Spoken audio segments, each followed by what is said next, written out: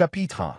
La somptueuse soirée et la femme mystérieuse. Le domaine Lancaster, érigé au cœur d'une forêt de chênes enneigés à la périphérie de Londres, se dressait comme un château isolé dans la nuit glaciale de l'hiver. Un vent de décembre chuchotait aux vitres immenses, son souffle gelé faisant frissonner à peine les lourds rideaux de velours rouge de la grande salle de bal. À l'intérieur, la lueur de centaines de lustres en cristal scintillait tel un amas de joyaux, projetant ses reflets sur le sol de marbre poli, où se dessinaient les silhouettes de l'élite de la société. Le tintement délicat des verres se mêlait aux rires distingués, aux murmures chargés de secrets, et aux parfums enivrants des vins fins et des parfums hors de prix. Ce soir, ils s'étaient tous rassemblés pour célébrer Vincent Lancaster, qui venait de conclure un contrat financier de plusieurs milliards de dollars, propulsant le groupe Lancaster à de nouveaux sommets de l'économie mondiale.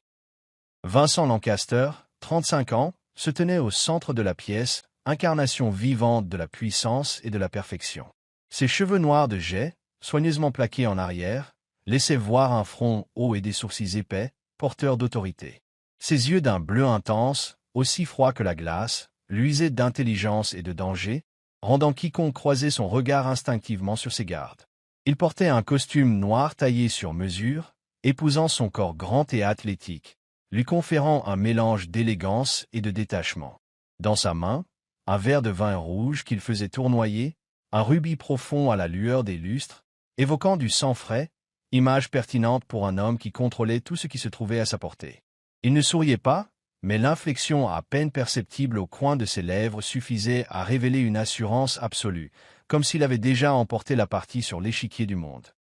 Vincent vivait en solitaire, barricadé derrière des murs intangibles, interdisant à quiconque de s'en approcher. Son existence n'était qu'une succession de contrôles absolus, sur l'argent, sur les gens, sur ses propres émotions.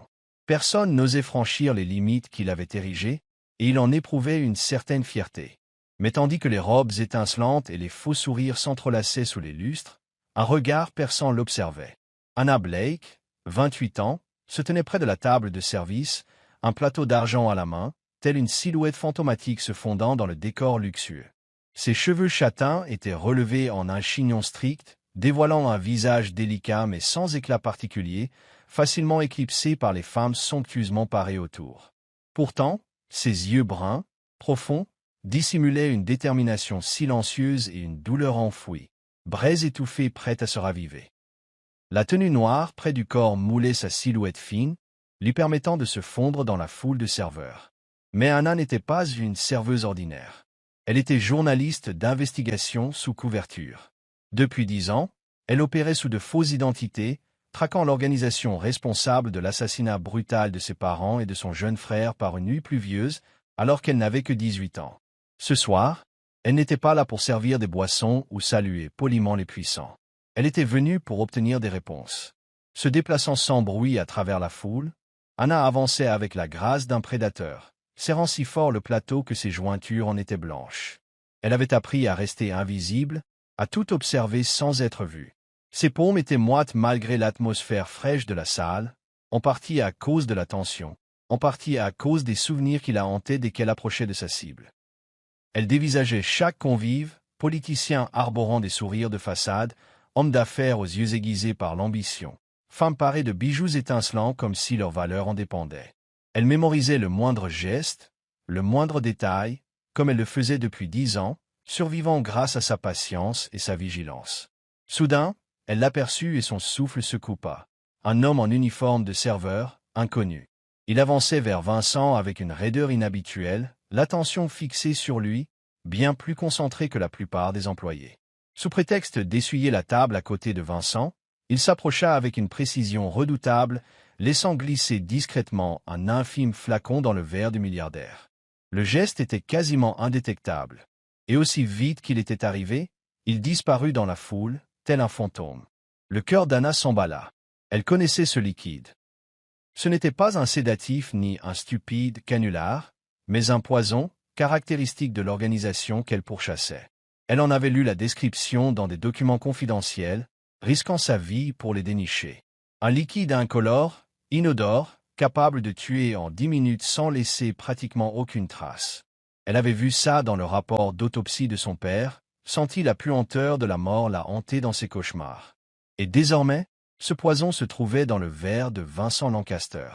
Ignorant qu'il s'apprêtait à boire sa propre exécution, Vincent leva son verre, prêt à prononcer un discours. La salle s'emplit d'un silence de cérémonie. Les lustres projetaient leur éclat sur le vin tourbillonnant, d'un rouge profond. Pour Anna, ce n'était plus un simple vin, c'était la mort. Elle n'avait pas le temps de réfléchir. S'il buvait, il deviendrait une nouvelle victime de l'organisation. Ses mains tremblaient, le plateau menaçant de chavirer, mais son regard ne quittait pas Vincent. Une seule pensée l'envahissait, l'empêcher de boire, à n'importe quel prix. Chapitre 2. Le baiser qui changea tous les lustres de la salle de bal du domaine Lancaster jetait une lumière éblouissante sur le sol de marbre, reflétant la prestance des centaines d'invités, tous figés dans une attente solennelle. La mélodie envoûtante des violons semblait lointaine, s'évanouissant dans le silence étouffant alors que Vincent Lancaster portait son verre de vin rouge à hauteur de poitrine, prêt à prendre la parole. La foule retenait son souffle, les yeux rivés sur l'homme le plus puissant de la soirée. Le vin dans son verre étincelait sous les lueurs, rouge profond, une invitation à la mort que seule Anna Blake percevait. Ses mains tremblaient, le plateau d'argent s'inclinant subtilement. Mais son regard demeurait fixé sur Vincent, cet homme qu'elle ne connaissait pas et qui détenait maintenant la dernière clé de sa quête. Pas le temps de réfléchir. S'il buvait, encore une tragédie se répéterait. Anna inspira profondément, l'air glacé de la salle de bal lui brûlant les poumons. D'un geste décidé, elle déposa le plateau sur une table voisine. Le léger tintement de l'argent sur le bois retentit, note funeste avant l'orage. Les invités étaient captivés par Vincent, trop hypnotisés pour remarquer le brusque changement dans l'attitude d'Anna. Mais pour elle, le temps sembla se distendre. Elle voyait chaque détail avec une acuité parfaite, la lumière cristalline traversant le verre, la façon dont les longs doigts de Vincent enserraient la tige, la légère ouverture de ses lèvres prêtes à boire. Elle ne pouvait pas laisser faire. Brûlant d'une détermination farouche, elle se précipita, son cœur tambourinant plus vite que ses pas. « Monsieur Lancaster !» cria-t-elle d'une voix qui trancha le silence, tel un couteau aiguisé. Toute la salle se tourna vers elle, médusée qu'une serveuse quelconque ose interrompre Vincent Lancaster. Il s'immobilisa, le verre en suspens devant ses lèvres, son regard bleu glacé se braquant sur elle comme une lame acérée. Anna ne ralentit pas pour autant. Elle fit semblant de trébucher, son pied glissant sur le marbre poli. Dans la confusion, elle se rua sur lui. Ses mains s'accrochèrent à ses épaules pour se stabiliser. Puis, sans l'ombre d'une hésitation, sans autre moyen de l'arrêter, elle se pencha et posa ses lèvres sur les siennes. Le temps se figea. Le verre échappa à Vincent, se brisant au sol dans un fracas, éclat projeté sur le marbre tandis que le vin rouge coulait comme du sang, tachant ses chaussures de cuir et imbibant l'ourlet de la robe de service d'Anna. La salle entière poussa un cri de stupeur. Les murmures indignés déferlèrent comme une vague. Mais qui est-elle? Qu'est-ce passait-il? Les flashs crépitèrent dans les coins de la salle, immortalisant cette scène inouïe, Vincent Lancaster, embrassé par une simple serveuse. Certains invités, amusés, y virent une farce extravagante, mais la plupart demeurèrent pétrifiés. Le corps de Vincent se tendit d'abord. Ses yeux bleus, d'ordinaire impassibles, s'écarquillèrent, surpris. Ses lèvres, fraîches et immobiles, avaient un goût de vin et un effluve de Cologne boisée. Ses réflexes, toutefois, étaient affûtés. Il glissa ses mains sur sa taille, la retenant comme si la scène faisait partie d'un spectacle soigneusement chorégraphié. Il ne la repoussa pas. Il se pencha plutôt légèrement, sa voix basse et menaçante frôlant son oreille. « Mais qu'est-ce que vous croyez faire » chuchota-t-il, de sorte que seule elle l'entende. Ces paroles, à peine audibles, envoyèrent un frisson le long de son échine. Les doigts d'Anna s'agrippèrent à son veston. Son souffle était saccadé lorsqu'elle répliqua, d'une voix à la fois urgente et maîtrisée. « Le vin est empoisonné. Quelqu'un veut vous tuer. » Des mots simples, mais chargés d'une gravité incontestable. Elle se redressa légèrement, ses joues rosilles autant par l'adrénaline que par la témérité de son geste. Vincent maintenait ses mains sur sa taille, le contact ferme et inébranlable. Un instant, elle craignit qu'il refuse de la lâcher. Le regard perçant de Vincent sembla vaciller. Son expression, jusque-là dure et intransigeante, se modifia subtilement. Au-delà de la froideur calculatrice, il y avait une lueur de suspicion, d'étonnement, et peut-être de curiosité. Il devinait la sincérité dans sa voix, lisait la détermination dans son regard. Elle n'était pas une serveuse ordinaire. Elle avait risqué sa vie pour l'avertir. Et pour la première fois depuis longtemps, Vincent Lancaster se sentit piqué par l'inconnu. Il prolongea l'étreinte d'une seconde supplémentaire, ses doigts resserrant imperceptiblement leur prise sur sa taille. Puis il la relâcha enfin. Sa voix, quand il parla, conserva son autorité intransigeante. « Vous me devez des explications, et je n'aime pas attendre. » Anna expira lentement, un léger sourire osant percer à la commissure de ses lèvres, malgré le tumulte ambiant. Ses yeux bruns reflétaient une audace farouche. « Alors ne perdez pas votre temps en paroles. Laissez-moi partir. » Son ton trahissait un défi certain, invitant Vincent à faire le prochain mouvement dans un jeu dont ni l'un ni l'autre n'avait conscience auparavant. Mais Vincent discerna aussi, derrière cette lueur rebelle, une souffrance enfouie, un sérieux qu'on ne pouvait ignorer. La foule, encore sous le choc, bruissait d'exclamations. Certains chuchotaient, scandalisés, d'autres s'amusaient de cette scène mémorable. Mais au centre, un nouvel élan s'était formé, une étincelle imprévue entre deux personnes qui avaient passé leur vie à se tenir dans l'ombre. Finalement, Vincent l'autorisa à s'éloigner, libérant sa taille, tout en signifiant d'un simple signe de tête à son homme de confiance. « Lucas, fais analyser ce verre. » Lucas s'exécuta promptement, ramassant les débris de cristal pour s'éclipser discrètement. Sous les lustres scintillants, Vincent et Anna se dévisagèrent, lui, habitué à tout contrôler, elle, aspirée par un désir de vengeance. Il l'ignorait encore, mais ce baiser qui venait de sauver Vincent avait déclenché un processus irréversible. Une porte venait de s'ouvrir entre eux, entre l'obscurité d'une revanche et la lumière fragile de sentiments encore inavouables. Chapitre 3. Des secrets à la lueur d'une lampe tamisée, la lourde porte de bois se referma derrière Vincent et Anna, isolant le vacarme de la salle de bal du domaine Lancaster. La pièce exiguë dans laquelle il se trouvait était étrangement silencieuse, à milieu de la fête qui se poursuivait en contrebas. Une simple applique murale d'époque diffusait une lueur ambrée, vacillant sur un papier peint aux motifs floraux.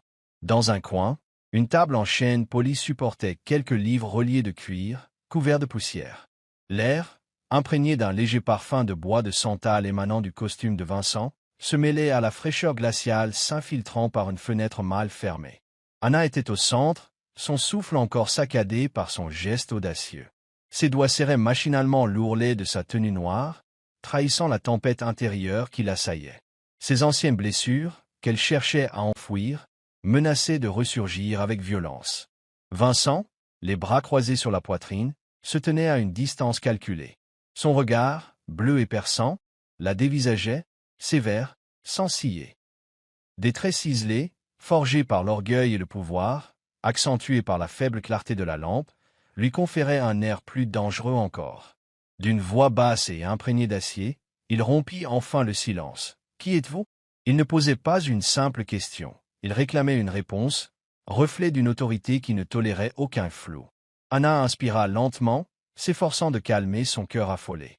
Elle redressa la tête pour soutenir son regard, malgré la sensation d'être mise à nu par sa perspicacité. « Je m'appelle Anna Blake », répondit-elle d'une voix ténue mais assurée. « Il y a 10 ans, une organisation secrète, la Dominion, a assassiné mes parents et mon petit frère. Ils m'ont tout pris. » Sa voix se brisa un instant, mais elle ne laissa pas la douleur reprendre le dessus. La police n'a jamais trouvé le moindre indice, aucun suspect. J'étais la seule survivante. Depuis, ma vie n'a été qu'une traque. Je les ai recherchés, j'ai accumulé des preuves pour les détruire. Le silence s'installa. Le regard de Vincent ne se détourna pas, mais le givre de ses yeux sembla bouger imperceptiblement. Anna reprit son souffle, sentant les vieilles blessures, logées dans sa poitrine, se rouvrir. « Ce soir, j'ai découvert qu'ils allaient vous éliminer. Si je n'étais pas intervenu, vous seriez mort à l'heure qu'il est. » Vincent se contenta d'un mutisme grave. En tant qu'expert en mensonges et manipulation, il sut déceler la sincérité dans son récit. Elle n'était pas une aventurière ni une profiteuse. Elle disait vrai. Le bruit d'un coup léger à la porte interrompit l'échange. Lucas fit irruption, l'air soucieux, un bout de papier à la main. « Les analyses confirment, monsieur. Il s'agissait d'un neurotoxique, très puissant. Fatal en 10 minutes. » Une tension palpable s'installa. Lucas quitta la pièce aussi vite qu'il y était entré, laissant derrière lui un silence pesant. Vincent, immobile, posa de nouveau les yeux sur Anna. Pour la première fois depuis des années, il sentit son contrôle se fissurer légèrement. Elle venait de lui sauver la vie, avec une témérité folle, ne pensant visiblement qu'à l'empêcher de boire ce verre mortel. Il fit un pas vers elle, d'un ton plus posé, plus lent. « Vous m'avez sauvé. » Ce n'était pas uniquement de la gratitude, mais aussi l'aveu d'une faille dans sa forteresse de contrôle absolu. Hannah Lou Toysa, inflexible. Je vous l'ai dit, la Dominion ne reculera pas. Ils ont échoué ce soir, mais ils reviendront. Et cette fois, ils feront tout pour que rien ne leur échappe. Un instant d'hésitation. Puis, avec une force tranquille, elle comble la distance qui les sépare, assez pour sentir la chaleur de son souffle sur sa joue. Je n'ai pas besoin de remerciements, Vincent. J'ai besoin de votre aide. Nous visons la même cible. Aidez-moi à les démanteler. Bienvenue sur Soul Stories. La vie peut être éprouvante, mais ici nous partageons des récits qui offrent paix, joie et inspiration. Votre soutien, chaque commentaire, like et abonnement, signifie beaucoup pour nous et nous encourage à créer toujours plus d'histoires émouvantes et positives. Notre dernière histoire vous a-t-elle touché et eux? Écrivez « Je suis heureuse » en commentaire si vous êtes d'accord. Abonnez-vous pour rejoindre une communauté qui propage amour, bienveillance et optimisme. Ensemble, rendons chaque jour un peu plus lumineux. Chapitre 4. Une alliance scellée par la vengeance et le destin. La pièce isolée, nichée dans les couloirs de marbre du domaine Lancaster, se trouvait loin du tumulte de la fastueuse salle de bal. Une faible lumière ambrée, issue d'une ancienne applique murale, dansait sur un papier peint fleuri, instaurant un climat feutré mais oppressant, comme dans une citadelle avant la tempête. Une table en chêne verni se dressait dans un coin, légèrement recouverte de poussière et encombrée de livres reliés. L'air conservait un effluve de bois de santal émanant du costume de Vincent Lancaster, se mêlant à la morsure hivernale s'infiltrant par une fenêtre entr'ouverte. Anna Blake se tenait près de cette table, ayant relâché l'ourlet de sa robe de service noire. Le poids de sa confession flottait encore dans l'air. Dans ses yeux bruns, on percevait désormais une lueur vive, alimentée par un mince espoir. À quelques pas, Vincent, imposant dans son costume noir impeccable, toisant la jeune femme de toute sa hauteur. Son regard bleu, aigu et dur, brillait de colère et de détermination. La confirmation de Lucas à la présence d'un neurotoxique dans le vin ne laissait aucun doute. La Dominion souhaitait l'éliminer. Mais Vincent Lancaster n'avait jamais craint la mort. Il était un homme qui avait bâti son empire à la force de sa volonté, transformant chaque menace en opportunité, ne laissant personne décider à sa place. Il avança d'un pas, sa voix grave faisant vibrer l'atmosphère comme un cri de guerre. « Vous avez des informations. J'ai l'argent et le pouvoir. Détruisons la Dominion ensemble. Ils veulent ma mort, qu'ils regrettent de s'être trompés de cible. » Anna sentit son cœur s'emballer. En 10 ans, elle avait toujours lutté seule, poussée par le deuil et la haine. Elle n'aurait jamais imaginé trouver un allié, et encore moins un homme tel que Vincent Lancaster. Elle plongea son regard dans le sien. Le feu de l'espérance semblait briller plus intensément. Elle inclina la tête, sa voix à la fois ferme et vulnérable. « J'ai attendu 10 ans pour cette opportunité. » Un rictus sombre courba les lèvres de Vincent. Il ne s'assit pas. Il posa plutôt ses 2 mains sur la table, se penchant vers elle, ses yeux cherchant les siens. « Parfait. Si nous nous lançons ensemble, je veux tout savoir, chaque détail, chaque piste. Je ne fais rien à moitié, et je ne perds jamais. » Ce n'était pas une demande, mais un ordre. Anna inspira, lisant dans son regard toute l'intensité d'un homme qui ne reculait devant rien. Pour la première fois, elle s'étonna de l'admirer pour son opiniâtreté. Sans un mot, elle sortit de la poche de son uniforme un carnet de cuir marron, usé, conservé depuis 10 ans. Plus qu'un simple recueil de notes, c'était son fil d'Ariane, ce qu'elle avait de plus précieux, le dernier héritage d'une famille brisée. Elle le posa sur la table et le fit glisser vers lui, d'une main qui tremblait à peine. Sa voix vacilla. « Voici tout ce que j'ai, leur dossier d'assassinat, leurs transactions secrètes avec des politiciens et des entreprises, et le nom de l'homme à leur tête, Reinhard Kessler. » Le regard de Vincent S.S. On brilla cette mention. Il saisit le carnet, le feuilletant avec le soin méthodique d'un homme habitué à scruter chaque indice. L'écriture fine d'Anna couvrait chaque page, avec date, nom, compte codé. On y trouvait, souligné en rouge, un nom, Reinhard Kessler, annoté, l'homme dans l'ombre.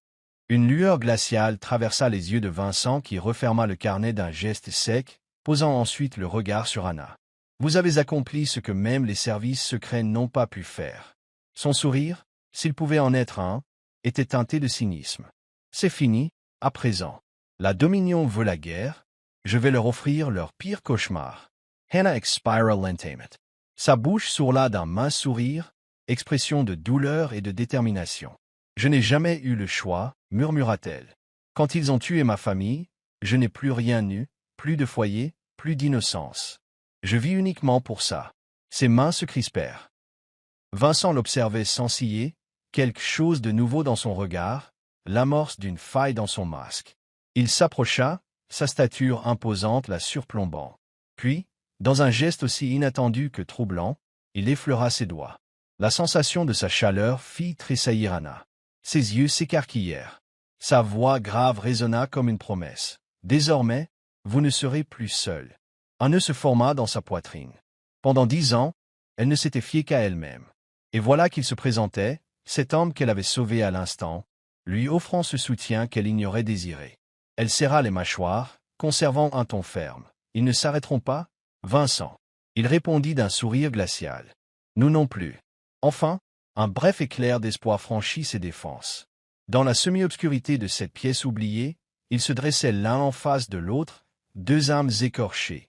Lui, maître du contrôle, et elle, consumée par la vengeance.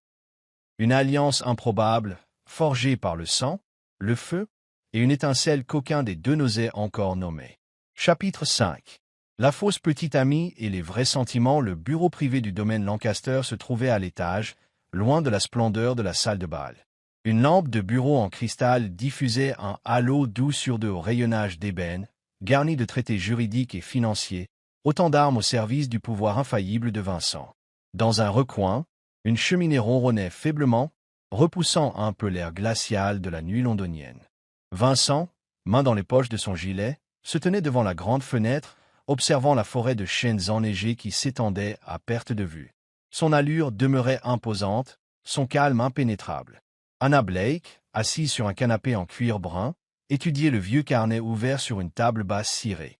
Le regard de Vincent dériva vers elle.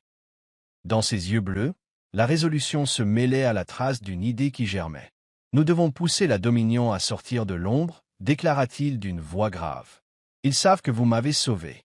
S'ils s'imaginent que vous avez de l'importance à mes yeux, ils feront tout pour s'en prendre à vous. Mettons-leur le marché en main. » Il marqua une pause, avant de poursuivre, un brin amusé. « Vous allez jouer le rôle de ma petite amie. » Le sourcil d'Anna se souleva. Elle s'adossa au canapé, croisant les bras, les lèvres étirées d'un sourire léger. « Vous me trouvez assez séduisante pour ce rôle ?» Le ton restait ironique, mais recelait une autre question. « Me faites-vous suffisamment confiance pour risquer un plan aussi dangereux ?» Vincent franchit la pièce d'un pas feutré et se pencha vers elle, les yeux dans les siens. Puis, pour la première fois depuis leur rencontre, il sourit, un sourire authentique, rare.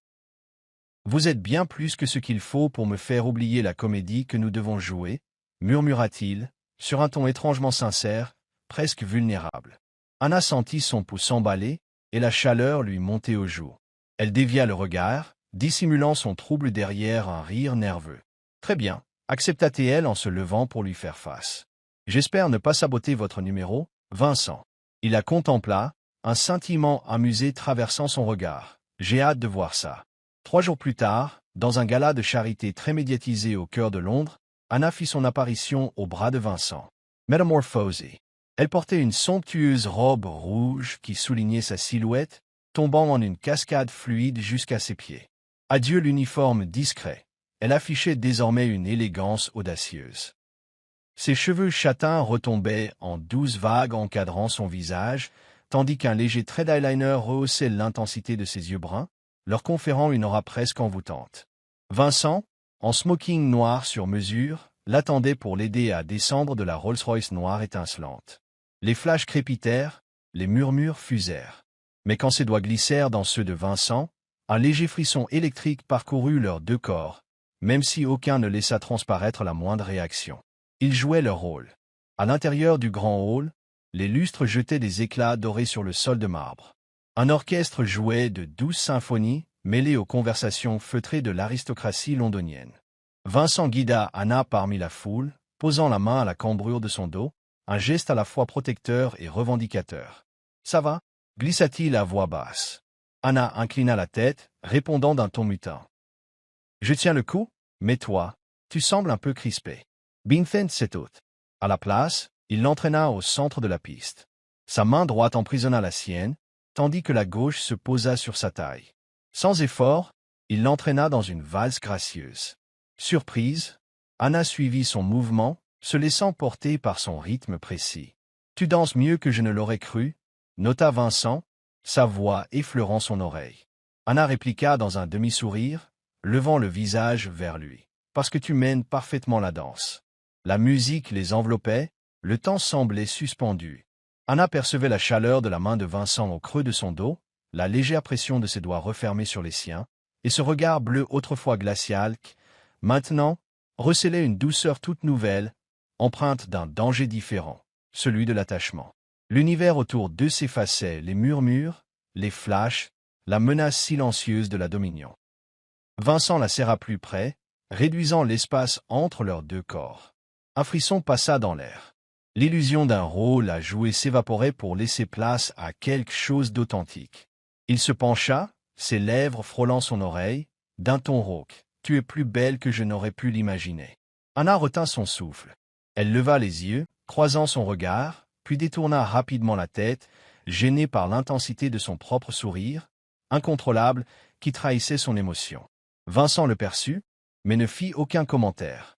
Il continua à la guider, prolongeant la danse, comme s'il désirait immortaliser cet instant suspendu. La dominion rôdait quelque part, prête à frapper. Le danger restait omniprésent. Pourtant, au cœur du gala, sous le scintillement des lustres, au milieu des membres les plus influents de la capitale, Vincent et Anna dansaient, n'ayant plus la force de feindre. Pour la première fois, une brèche s'ouvrait dans les murailles qu'ils avaient érigées. Chapitre 6. La passion au milieu des tirs, les lustres étincelants illuminaient la salle de bal du Windsor Hotel, à Londres, pour un gala de charité où se pressaient les plus grands noms de la finance et de la politique. Anna Blake traversa la foule avec assurance, vêtue d'une robe noire élégante qui soulignait ses courbes sans ostentation. Ses cheveux châtains tombaient en cascades souples, encadrant un visage à la fois doux et déterminé. Aux yeux du public, elle pourrait passer pour une businesswoman chevronnée. Pourtant, elle et Vincent connaissaient la vérité. Elle demeurait une prédatrice traquant la dominion. Vincent Lancaster, à ses côtés, portait un costume noir taillé à la perfection, visage sculpté par l'autorité et le danger. Instinctivement, autour d'eux, les gens gardaient leur distance. Ils représentaient un couple modèle en apparence, mais dissimulaient une tension palpable. La dominion surveillait chaque mouvement.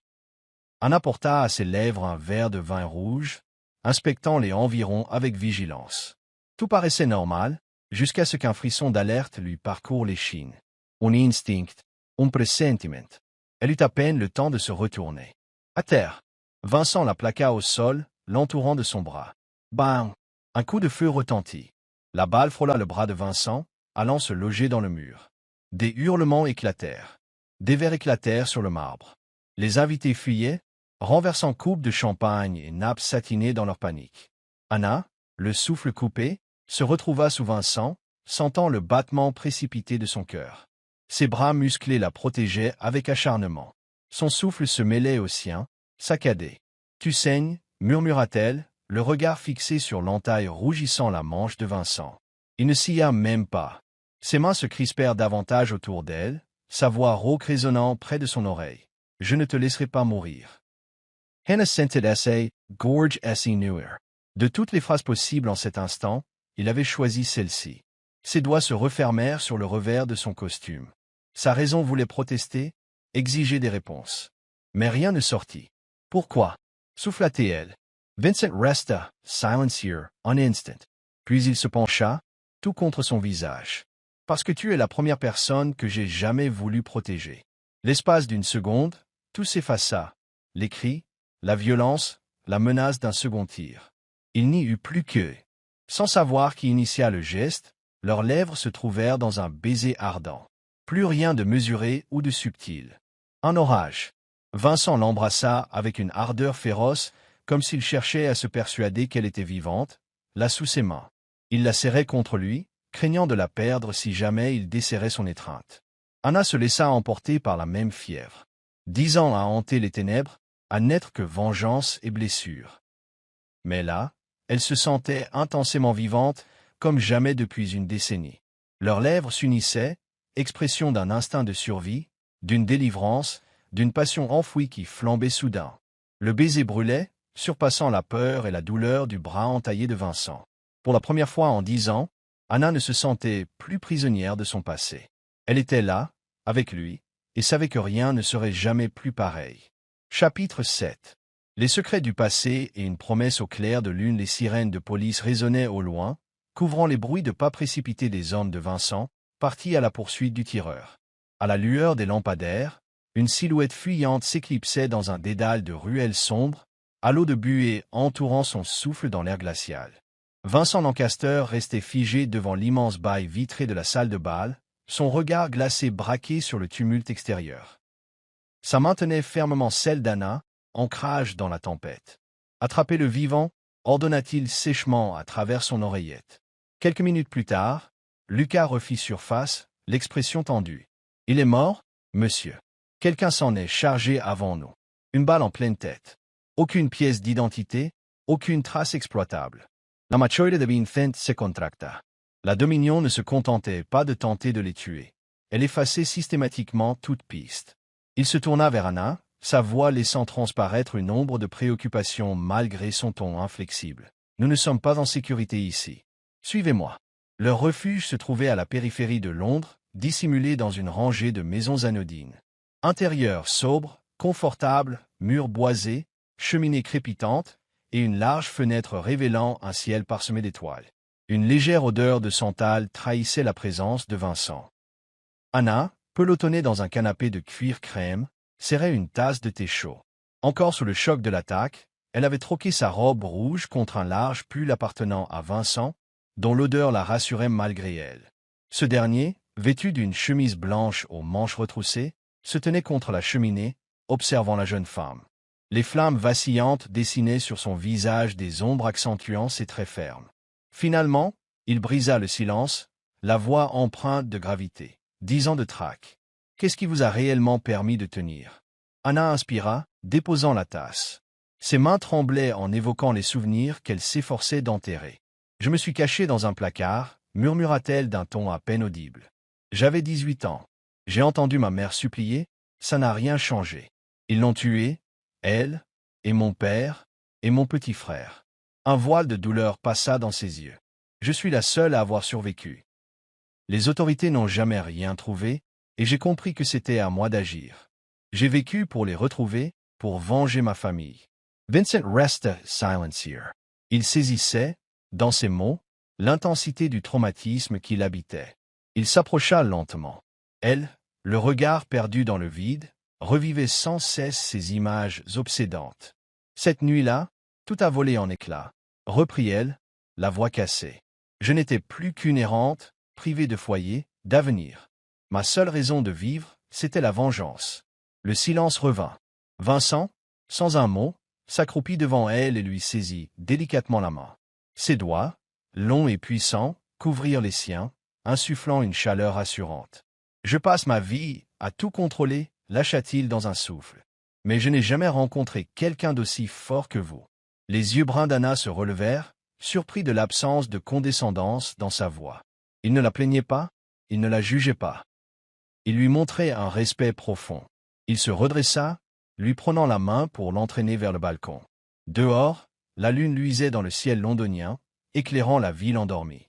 Le froid mordait leur visage, mais la présence de Vincent à ses côtés suffisait à l'atténuer. Il se tourna vers elle, et sans hésiter, effleura ses doigts, posant un baiser léger sur ses phalanges glacées.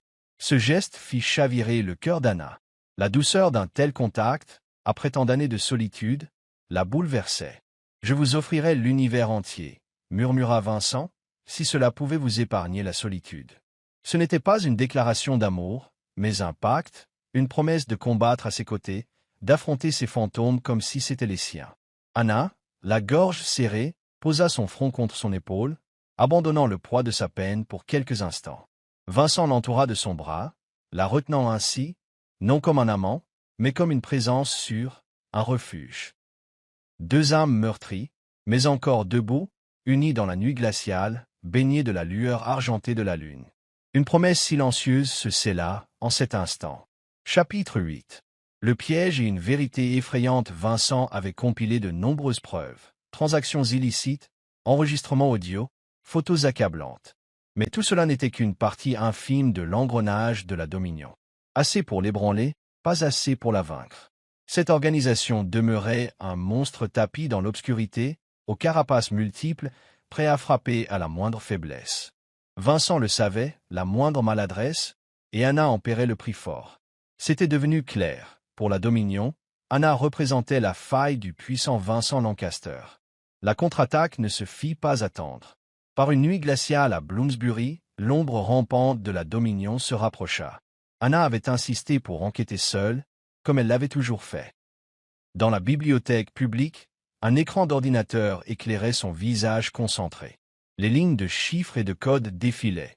Elle piratait des comptes bancaires, décodait des messages, explorait des pistes financières clandestines. Une transaction énorme la frappa, reliée à Reinhard Kessler. « C'est ça ?» murmura-t-elle, marquant aussitôt le détail dans son téléphone. Il était bientôt 22 heures. Elle s'empressa d'envoyer un message à Vincent. « J'ai trouvé leur plus grosse transaction. Rejoins-moi à la bibliothèque de Bloomsbury, 22 heures. » Sauf qu'un regard impitoyable l'observait depuis les rayonnages sombres. L'assaillant passa à l'action sans bruit, une main plaquée sur sa bouche, un bras serrant sa gorge. Anna se débattit, plantant ses ongles dans la peau de l'inconnu. Une piqûre dans son cou, l'injection d'un liquide glacé. Ses forces la quittèrent, sa vue se brouilla. Dans un ultime effort, elle saisit son téléphone, envoyant un ultime message à Vincent. « Ne viens pas.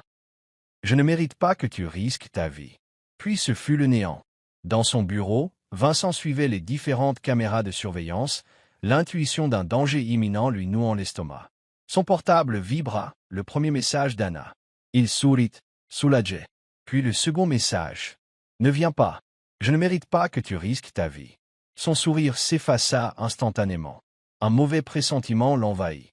Il composa aussitôt le numéro d'Anna, sans succès. « Lucas » tonna-t-il, l'angoisse brouillant sa voix. « Lucas Apparat. Localise son portable, tout de suite. » Lucas s'exécuta, pianotant à toute allure. Dernière position connue, la bibliothèque. Le signal s'est éteint. Plus aucun mouvement. Binsan sentid la colera, la pau, l'impuissance la saidi. D'un bond, il quitta son fauteuil. « Prépare la voiture. On y va, tout de suite. » En arrivant sur place, la vision faillit le faire vaciller. La porte de service ouverte, les empreintes dans la neige, et le téléphone d'Anna gisant au sol, écran allumé sur son dernier message. Vincent Sen Emperor, les mains tremblantes, la gorge serrée. Anna avait disparu. Retrouve-la, aboya-t-il, furieux, sans se soucier des regards de ses hommes. Lucas voulut le tempérer. Il nous faut un plan, monsieur. Vincent le saisit par le col, le regard démentiel. Un plan? Elle peut être en train de mourir à l'instant où l'on parle. Lucas se tut, interdite. Vincent passa une main fébrile dans ses cheveux, ses yeux bleus brillants d'une colère sombre mêlée à une angoisse viscérale. Il murmurait presque « Je n'ai plus qu'elle ». Un frisson parcourut l'assemblée. Vincent Lancaster, jadis impassible et inatteignable, était en train de s'effondrer devant leurs yeux. Il lâcha Lucas, tentant de reprendre contenance. « Anna, je te retrouverai, quitte à tout détruire », jura-t-il, serrant dans sa main le téléphone comme un talisman. La neige continuait à tomber sur Londres, comme pour ensevelir toute trace. Mais Vincent était décidé à tout brûler pour la sauver. Chapitre 9. Reinhard reconnaît Anna. Contrairement aux rumeurs qui le disaient basé en Suisse, le quartier général de la Dominion se trouvait dans une bâtisse ancienne, couverte de lierre, à quelques rues seulement de la bibliothèque de Bloomsbury. Dehors, la pluie fine et froide transformait le sol en une patinoire luisante. À l'intérieur, l'air était moite, le plâtre des murs gondolé par l'humidité, et l'odeur de poudre planait encore. Vincent Lancaster n'avait pas eu à chercher longtemps. C'est la Dominion qui l'avait appelé, lui dictant le lieu de rendez-vous, avec la voix acérée de Reinhard Kessler. Si tu tiens à la fille, viens seul. Sinon, elle meurt avant que tu ne passes la porte. Quelques instants plus tard, un simple texto indiquant l'adresse. Vincent, sans écouter Lucas, se rua dans l'immeuble à la structure décrépite, revolver au poing. Ses pas résonnaient dans le couloir déserté. Son souffle saccadé trahissait sa rage incontrôlée. « Hannah !» cria-t-il, l'écho retentissant sinistrement. « J'arrive. » Il défonça une porte. À l'intérieur, Anna était ligotée sur une chaise, chevilles et poignets entravés, la peau marquée de coups et de blessures. Son visage était livide, ses cheveux trempés de sueur. Mais ses yeux bruns restaient animés d'un feu de défi. À ses côtés, Reinhard Kessler se tenait debout, imposant, crinière argentée soigneusement peignée, costume gris, canne en main. Un homme qui exsudait le pouvoir et l'absence totale de pitié. Vincent ne fit pas un pas de plus, le bras tendu, l'arme pointée. Reinhard le fixa, presque amusé, puis posa son regard sur Anna, semblant la détailler avant qu'une lueur de reconnaissance ne l'atteigne. Un sourire cruel étira ses lèvres, et il rit, un son vide et glaçant. « Maintenant je me souviens de toi », lança-t-il d'un air moqueur. La gamine de ce journaliste. Celle qui a survécu, il y a 10 ans. Vincent sentit ses doigts se crisper sur la détente. Mais Reinhard poursuivit, feignant d'ignorer son ennemi. Il tapota sa canne sur le sol, tel un métronome malfaisant. Tout s'explique. Tu as fait échouer ma tentative lors de la réception Lancaster, ce baiser pitoyable. Tu l'as sauvé. Vincent réprima un sursaut en entendant ces mots. Anna, malgré la fatigue et la douleur, leva fièrement le menton. C'est toi qui m'as tout pris, articula-t-elle, les dents serrées. Tu vas payer. Reinhard la Toisa, insurient. Ton père a supplié, se souviens-tu? Il s'est agenouillé, a pleuré pour sa famille. Il n'a pas obtenu gain de cause. Tu penses être plus forte que lui? Anna serra les poings, son visage se contractant sous l'émotion. Oui, répliqua-t-elle faiblement, la voix vibrante. Parce que je ne suis plus seul. Son regard assis posa sur Vincent. Alors Reinhard leva son arme. Tu aurais dû rester dans l'ombre, Lancaster. Adieu. Un tir éclata. Hannah, attention. Vincent Esselanka. Mais Anna, ligotée, ne pouvait esquiver. Elle bascula la chaise en avant. La balle qui visait Vincent l'atteignit, elle, en pleine poitrine. Le sang jaillit, écartant brutalement les cordes. Elle s'effondra au sol, le teint blême. Non! Le hurlement de Vincent résonna, déchirant l'espace. Il se précipita pour la saisir. Son arme jaillit à nouveau. Bang! Une deuxième détonation. Reinhard vacilla, touché à l'épaule, le sang maculant son costume. Il gronda, fusillant Vincent du regard, puis se jeta vers une sortie dérobée. À cet instant, des faisceaux lumineux et des voix retentirent. La police et les hommes de Vincent qui venaient de pénétrer dans le bâtiment. « Halt! Jetez votre arme !» Mais Reinhard jeta plutôt la sienne, profitant de l'agitation pour fuir. Lucas ordonna la poursuite, s'élançant derrière lui. Mais Kessler s'évanouit dans le labyrinthe des ruelles. Vincent, lui, était déjà à genoux auprès d'Anna. Du sang coulait abondamment de sa blessure. La jeune femme ouvrit les yeux, respirant difficilement. Elle ne laissait pourtant pas paraître de peur, seulement une étrange paix. Un mince sourire étira ses lèvres pâles. « Tu es en vie » murmura-t-elle. « C'est tout, ce qui compte. » Vincent, en proie au désespoir, pressait la plaie, sans parvenir à juguler l'hémorragie. « Non, Anna, ne me fais pas ça, reste avec moi. » D'une main tremblante, elle caressa sa joue. « Les dossiers, donne tout à la police. » murmura-t-elle, avant de perdre connaissance contre son torse. Les ambulanciers arrivèrent en trombe, écartant Vincent. Ils bandèrent la blessure, posèrent un masque à oxygène. Hors d'haleine, Vincent vacilla, les mains couvertes de son sang à elle. La terreur au ventre. Lucas posa une main sur son épaule. « Monsieur, l'ambulance est prête. Il faut partir. » Vincent se redressa, le regard fixé sur Anna, inconsciente. Son cœur se serrait. Il monta dans l'ambulance, refusant de la lâcher. Les sirènes retentirent, fonçant à travers la ville endormie. Vincent tint la main glacée d'Anna, le visage blême, la voix étouffée. « Ne m'abandonne pas, Anna. Peu importe le prix, reste avec moi. » Les immeubles de Londres défilaient à toute allure.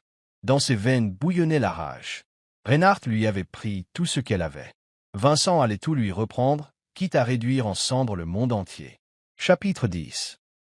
La victoire et la perte. L'ambulance fusa dans les rues pluvieuses de Londres, sirènes hurlantes, gyrophares illuminant les façades. À l'intérieur, un docteur exécutait un massage cardiaque, tandis qu'une infirmière ajustait précipitamment le masque à oxygène d'Anna. Son pouls est trop faible. Préparez le défibrillateur. La machine bipait, signalant combien elle frôlait la mort. Vincent, à ses côtés, serrait sa main ensanglantée, le visage ravagé de peur. « Anna, reste avec moi.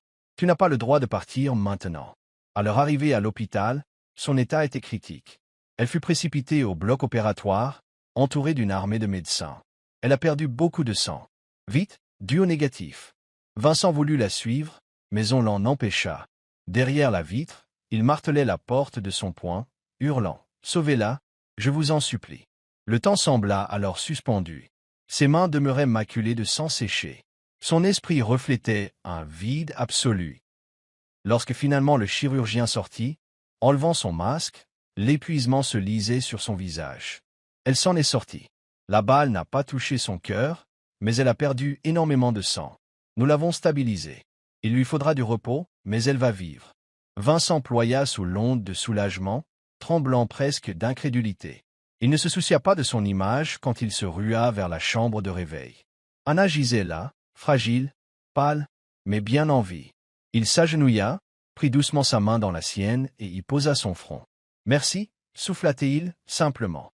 Un mois plus tard, un doux soleil printanier traversait les rideaux d'une résidence privée appartenant à Vincent, un lieu discret loin des tumultes du passé. Assise sur un canapé en cuir, Anna savourait une tasse de thé. Ses joues avaient repris des couleurs, et la fine cicatrice à son épaule rappelait l'endroit où la balle l'avait frôlée. Vincent apparut, un second thé à la main, qu'il déposa près d'elle. « Comment te sens-tu » demanda-t-il, son regard se faisant tendre. Elle leva les yeux, un léger sourire illuminant son visage. « Je reprends des forces. Grâce à toi. » Il s'assit à ses côtés, lui prenant délicatement la main. « C'est toi qui m'as sauvé le premier. » Dans le silence complice qui suivit, Vincent s'agenouilla lentement. Anna retint son souffle en le voyant sortir un écrin de velours. À l'intérieur, une bague en argent, élégante, sobre, éclatait sous les rayons du soleil. Le cœur d'Anna s'emballa. « Vincent !»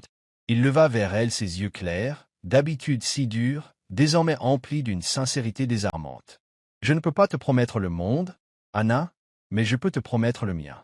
Veux-tu m'épouser » Ses larmes jaillirent, son rire ému s'échappa. « Oui !» Il enfila la bague à son doigt et la serra contre lui, comme s'il craignait qu'elle disparaisse.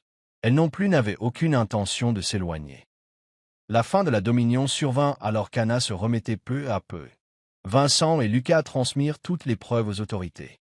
L'empire criminel s'effondra. Reinhard Kessler fut arrêté à Manchester et condamné à perpétuité, ses complices subissant le même sort.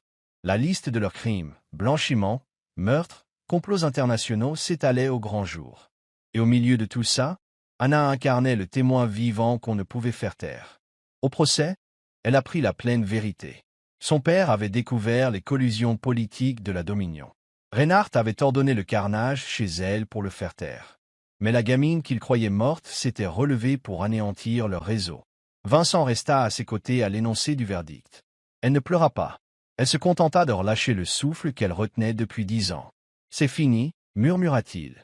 Elle glissa ses doigts entre les siens. « Je peux enfin passer à autre chose. » Une nouvelle vie s'offrait à eux.